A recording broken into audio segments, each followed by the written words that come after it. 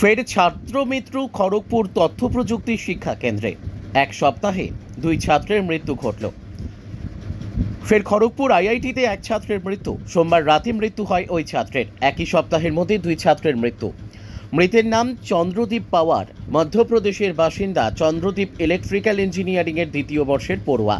শ্বাসনালীতে ওষুধ আটকে গিয়ে ওই পড়ুয়ার মৃত্যু হয়েছে বলে প্রাথমিকভাবে জানা গিয়েছে। পুলিশ এবং খড়গপুর আইআইটি সূত্রে খবর, চন্দ্রদীপ থাকতেন নেহেরু হলে। ওই হোস্টেলের D408 রুমে থাকতেন তিনি।